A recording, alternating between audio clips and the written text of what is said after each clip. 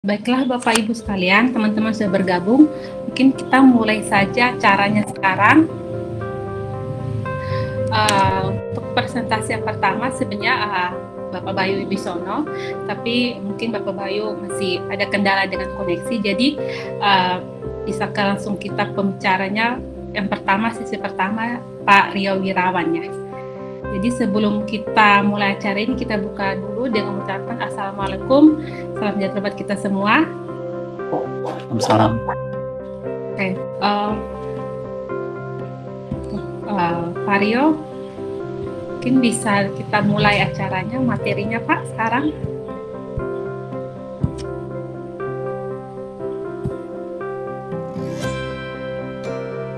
Materi yang pertama akan disampaikan oleh Bapak Rio Wirawan.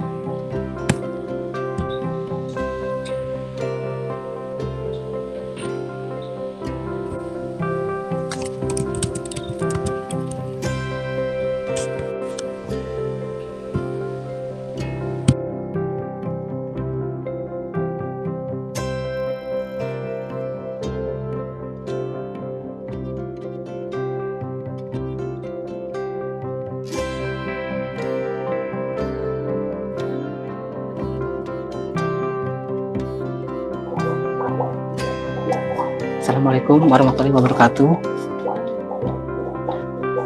Terima kasih atas kesempatan yang diberikan oleh LKP Protech pada kegiatan hari ini. Sangat berbahagia sekali kita bisa berkumpul untuk membahas atau membicarakan tentang strategi pembelajaran di tengah pandemi. Mungkin pembelajaran memang wajib ya. Kita bisa belajar kapanpun dan dimanapun dengan adanya pandemi ataupun tidak adanya pandemi. Ya, sebelumnya saya perkenalkan dulu, nama saya Rio Wirawan. Saya dosen Fakultas Ilmu Komputer di UPN Veteran Jakarta. Ya, salam kenal bagi rekan-rekan semua.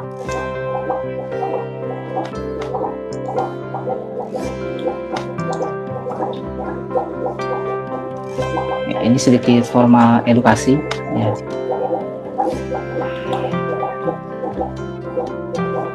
Di skip aja ya, kita lewat saja.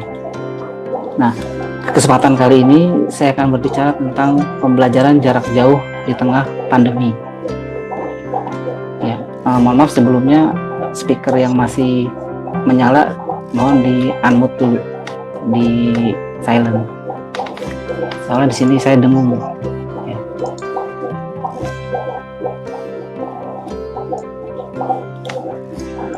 Oke, pertama-tama kita lihat dulu definisi belajar dan tantangan belajar. Tadi kita katakan di awal, belajar itu kapanpun, baik adanya pandemi ataupun tidak ada pandemi. Sebelum adanya pandemi, kita belajar di sekolah ataupun di tempat pembelajaran resmi, formal dan informal. Kita bertemu dengan teman-teman, ada guru untuk memberi materi.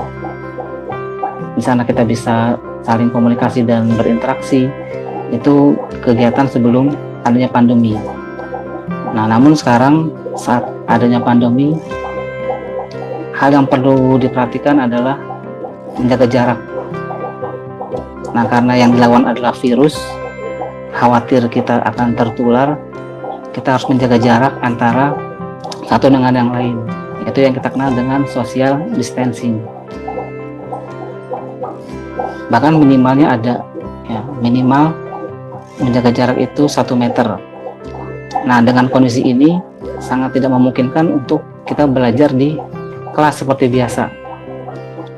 Dengan jarak yang terlalu dekat, mungkin berkumpul, kerja kelompok dan lain-lain, itu tidak memungkinkan untuk menjaga jarak atau social distancing. Nah, sudah ada teknologi IT yang kita kenal dengan e-learning atau online edukasi, di mana kita bisa belajar jarak jauh tanpa bertatap muka atau tanpa ada bahkan jarak yang jauh ya, tanpa jarak dekat. Dengan bantuan gadget, smartphone, laptop atau PC, kita bisa melakukan pembelajaran jarak jauh kapanpun, dimanapun, baik dari instansi edukasi seperti kampus atau mungkin lembaga-lembaga pendidikan lainnya sudah menyediakan e-learning. Konsepnya diilustrasikan seperti ini, ya, kita dimanapun bisa live online, ya mungkin seperti ini, kita sedang live online, bahkan berinteraksi satu sama lain. Nah, bagaimana tantangan belajar yang seperti ini? Nah, kalau kita lihat pembelajaran secara konvensional, seperti tadi dikatakan, ada guru atau pemateri memberikan materi di depan kelas, dan siswa atau pelajar atau peserta memperhatikan atau mungkin tidak memperhatikan. Nah, ini ada plus minusnya tersendiri. Ya, jadi kita tidak membahas yang ini sudah kita lakukan sampai saat yang kemarin sebelum pandemi, dan memang masih dilakukan juga. Nah, untuk yang e-learning bagaimana? Apakah ini bisa diversus? Apakah lebih baik pembelajaran konvensional atau e-learning? Ya, pada saat ini memang tidak bisa dibuat seperti ini. Karena mau tidak mau sekarang kita harus melakukan pembelajaran jarak jauh demi terciptanya tadi social distancing. Kalau tatap muka ini seperti di kelas, ya sangat dekat sekali untuk jarak yang dapat diciptakan. Secara e-learning kita dari rumah atau dari manapun dapat berkumpul, ya, di dunia maya. Nah, jadi semua pembelajaran terkonsentrasi pada e-learning. Nah, namun bagaimana cara mensiasatinya? Pembelajaran yang baik, pembelajaran yang tepat untuk kita lakukan di e-learning. Kita kadang bingung, kita mau pilih apa channelnya di e-learning atau di konten-konten lainnya. Nah, sehingga ilustrasi pembelajaran e-learning seperti ini.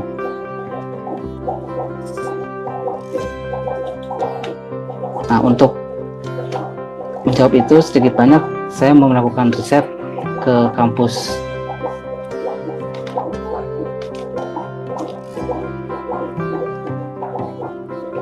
baik, sebentar ya, saya coba cek dulu.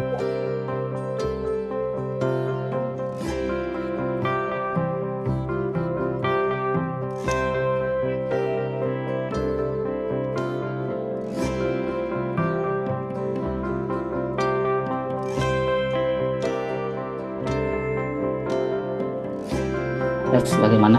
Apakah sudah lebih lancar? Jadi mengganti headset dulu. Ya, mungkin sedikit diulang. Jadinya kita akan terkonsentrasi pada pembelajaran e-learning, di mana kita banyak sekali yang menyajikan pembelajaran e-learning. Kita harus bisa memilih, atau bahkan kita kebingungan, ya, mau belajar apa? Apakah kita mengerti materi dengan singkat atau bagaimana? Riset kecil saya lakukan di Universitas Pembangunan Veteran Jakarta dengan 252 responsis. Penyebarannya laki-laki dan perempuan sekian-sekian persen. Ternyata bagi pelaku e-learning memang ada masalah, yaitu kesulitan sinyal. Sebanyak 24,6% sangat setuju mengalami gangguan sinyal, 40,9% setuju. Ya, ini kalau digabungkan memang ada permasalahan tentang sinyal. Nah, untuk sumber akses internet sendiri menggunakan smartphone paling banyak, yaitu tethering. Hampir setengah dari pengguna e-learning melakukan tethering untuk terkoneksi dengan internet.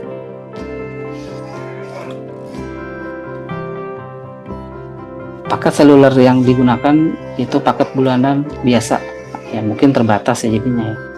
Paket operator bulanan biasa banyak digunakan untuk akses e-learning atau pembelajaran jarak jauh. Ini sekitar 44,8%.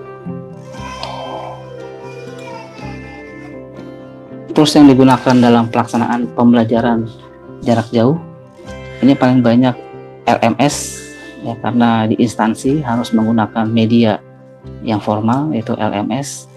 Tapi di samping itu banyak menggunakan lainnya seperti Google Meet, Zoom, YouTube, bahkan grup-grup chatting lainnya.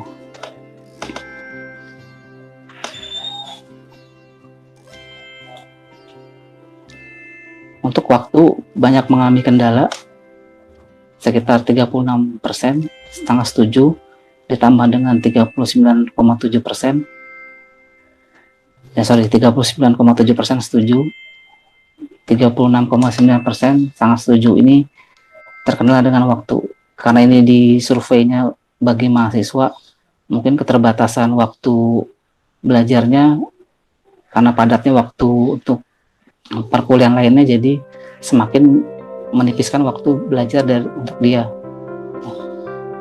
karena mata kuliah dalam satu semester itu sangat banyak, mungkin sekitar 7 atau 8 mata kuliah. Nah, untuk memahami materi ini memerlukan waktu lebih lama, karena tidak tatap muka, hanya baca materi, hanya mendengarkan materi, penyerapannya lebih lama, sekitar 54,4% sangat setuju dan 39,7% setuju, memerlukan waktu yang lebih lama. Ya, sebenarnya dengan tatap muka pun kita juga memerlukan waktu lebih lama untuk memahami materi ya, tapi karena ini hal yang baru, jadi terasanya bagaimana gitu ya, menggunakan e-learning memahami waktu belajarnya lebih lama. Nah, untuk tugas dan evaluasi lainnya, pada dasarnya mahasiswa atau pengguna e-learning memahami pentingnya evaluasi ya, tapi karena terbatasnya waktu jadinya bingung untuk apa dan bagaimana caranya mengerjakan atau bisa tepat waktu dalam mengumpulkan tugas. Karena menggunakan e-learning, banyak yang menginginkan waktu yang fleksibel dalam mengerjakan tugas ataupun mempelajari materi. Ini sebanyak 65% sangat setuju, 31% setuju. Ya, memang dengan adanya e-learning atau pembelajaran jarak jauh, khususnya di universitas, fleksibilitas sangat diinginkan oleh mahasiswanya atau para pengguna e-learning.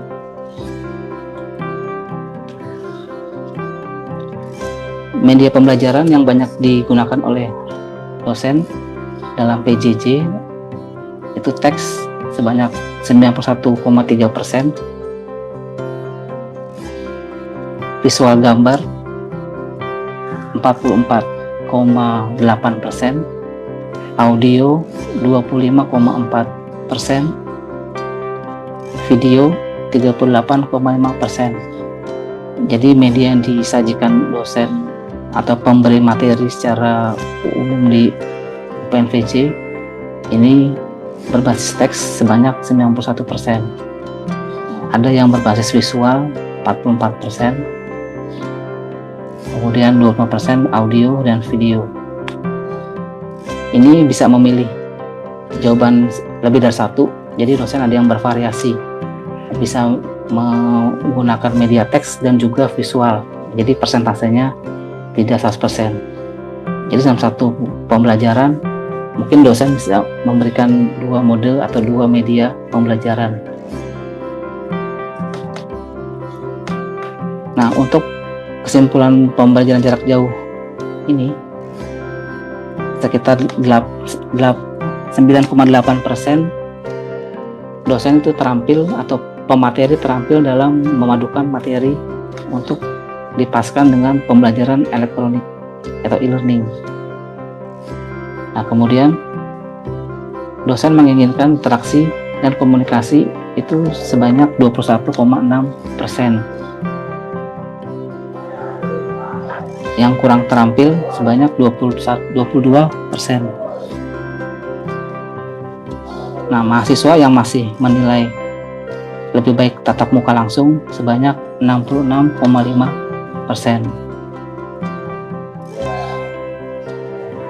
Yang menilai biasa saja atau yang mungkin hal yang biasa saja sebanyak 24,1%.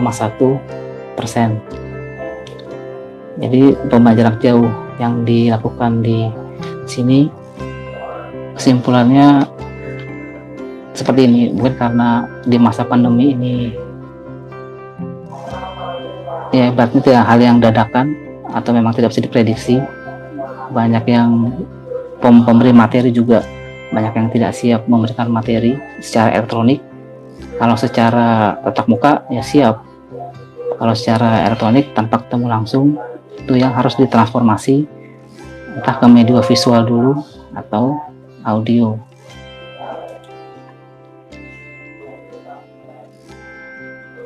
Nah, dari ilustrasi yang saya berikan sebelumnya, saya memberikan kesimpulan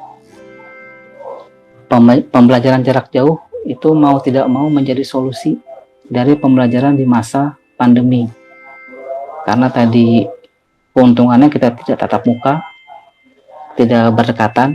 Mungkin tatap muka ya pasti tatap muka dengan video conference seperti ini, tapi jaraknya tidak dekat. Kemudian banyaknya beraneka ragam tools yang digunakan dalam pelaksanaan jarak jauh. Jadi kita kenal dengan Zoom, Google Meet, dapat digunakan untuk pembelajaran. Kemudian adanya kendala teknis dalam pelaksanaan pembelajaran daring atau jarak jauh. Ya karena pandemi ini sifatnya spontan, dadakan, dan datangnya begitu saja. Ya ini halnya wajar sih, cuma kita harus bisa mensiasati bagaimana caranya kita bisa memaksimalkan, mengoptimalkan penggunaan pembelajaran jarak jauh. Nah untuk itu saya coba berikan saran bagi saat ini bersifat umum, baik dari untuk pembelajaran di kampus ataupun pembelajaran lainnya di luar kampus. Fokus kepada materi yang Anda minati. Ya tadi Anda banyak pilihan-pilihan materi, Anda fokus pembelajaran yang Anda minati saja. Jadi hal penggunaan kuota Anda bisa hemat dan optimalkan dalam belajar. Nah untuk di kampus ya mau tidak mau Anda harus menggunakan kuota semaksimal mungkin karena memang ada kewajiban tersendiri. Tapi di luar untuk penambah materi atau pemahaman materi lainnya, nambah wawasan lainnya, Anda bisa mencari ya webinar-webinar yang lain. Ya, fokus pada yang Anda minati saja. Tidak semua webinar Anda ikuti. Seperti itu. Mulailah berbagi pengetahuan atau tutorial dari ilmu yang dimiliki dengan berbagai tools yang ada. Nah, tadi banyaknya pembelajaran yang disajikan webinar, saya masih yakin kok masih banyak sekali materi-materi yang belum disajikan. Dengan pengetahuan dan pengalaman yang berbeda-beda, tiap orang pasti memiliki kelebihan tersendiri. Nah, berbagilah yang seperti itu. Berbagilah ilmu-ilmu yang Anda punyai kepada orang-orang. Misalkan Anda punya YouTube, Anda rekam sendiri. Nah, saya rasa hal seperti ini sudah mudah ya, dengan smartphone, mungkin dengan bantuan tripod, earphone, Anda sudah bisa merekam suatu tutorial dan di live-kan melalui YouTube atau Instagram atau mungkin Facebook. Yang seperti itu dulu. Karena dengan adanya pengetahuan yang dibagi, pengalaman kita akan saling sharing. Seperti itu. Nah, bagi mahasiswa yang memang mau sharing, bisa bekerja sama dengan lembaga pendidikan lainnya, atau mungkin kalau di kampus ada BEM yang dapat memfasilitasi sharing mahasiswa, saling sharing mahasiswa, ya versi mahasiswa. Nanti pesertanya juga mahasiswa, mungkin dosen juga hadir sebagai menambah wawasan. Jadi jangan dikira dosen itu ilmunya sangat banyak, justru butuh berbagi antar satu sama lain. Nah, jadi